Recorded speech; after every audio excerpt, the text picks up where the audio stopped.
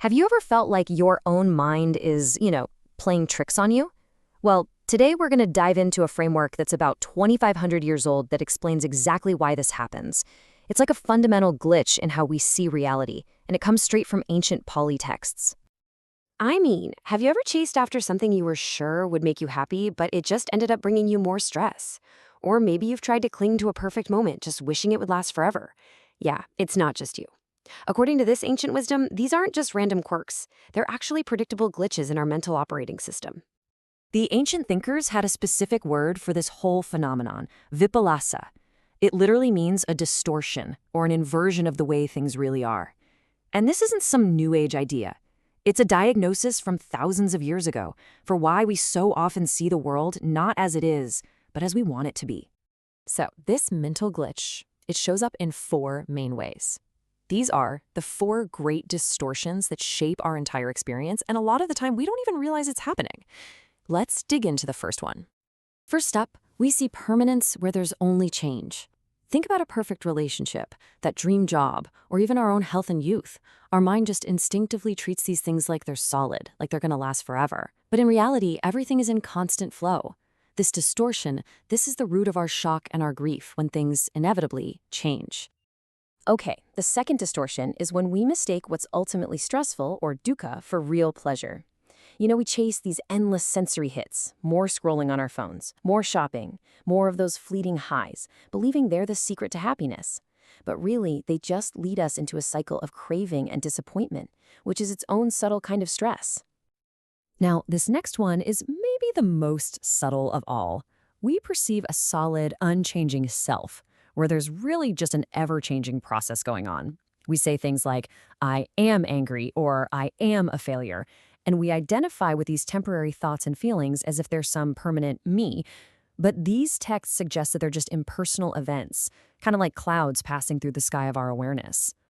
And the final distortion is seeing beauty or attractiveness in what is, from another point of view, unattractive. This often comes up when we think about the body. The mind gets fixated on the surface level appeal, right? It creates all this attachment and obsession while completely ignoring the biological reality of it all underneath. So, here's the crucial point. These aren't just simple one-off mistakes. The text described them as a cascading error, a snowball effect that corrupts our experience at three different levels. It turns a tiny little misstep into a fundamental misunderstanding of life itself. See, it all starts with sañña, just a flicker of wrong perception, like seeing a fleeting moment and thinking it's permanent. That wrong perception then colors our citta, our thoughts and our emotions, which makes us feel clingy or maybe anxious. And if this happens enough times, it hardens into ditthi, a core view or belief, like, I absolutely need this thing to last forever to be happy. A tiny glitch just became a whole distorted worldview. But here's the good news. This isn't a life sentence. It's not a permanent condition. Just as our mind has this default setting to distort reality, it also has the ability to be trained. We can actually learn to correct the lens and see things as they really are. And the source texts are super clear about the antidote. It's not about adding some new belief on top of everything. It's about systematically removing the distortions. This whole process is called cultivating the Vipallāsa, the four non-distortions. It's basically a direct reversal of the problem.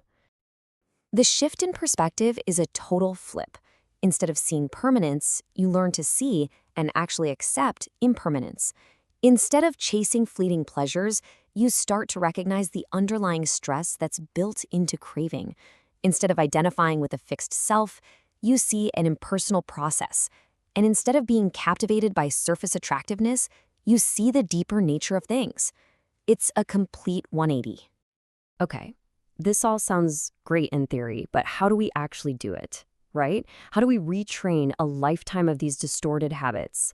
Well, the texts don't just diagnose the problem. They give us a very specific, very practical method for developing this clarity. The practice is known as the 4 foundations of mindfulness, or satipatthana. And what's so amazing is how each of these foundations directly targets one of the distortions. By mindfully observing the body, we deconstruct that illusion of attractiveness. By watching our feelings come and go, we see how chasing pleasure so often leads to stress. By observing the mind itself, we witness the constant change in our thoughts. And by investigating phenomena, the very building blocks of our experience, we see there's no solid self in there to be found. It's a direct, targeted training for the mind. So, at the end of the day, the path to clarity isn't about becoming someone new. It's really about unbecoming, about seeing through all these layers of distortion that have been there all along. It's about breaking a spell that we didn't even know we were under. And look, this is not just some abstract philosophical exercise. When you stop seeing the world through a distorted lens, you suffer less when things change. You make wiser decisions because you're not just chasing empty pleasures anymore. And you find this deep, unshakable peace that doesn't depend on things being a certain way. So, as we wrap up, here's a thought to take with you. Of these 4 glitches, seeing permanence, pleasure, self, or attractiveness where they aren't, which one do you think runs most often in your own mind?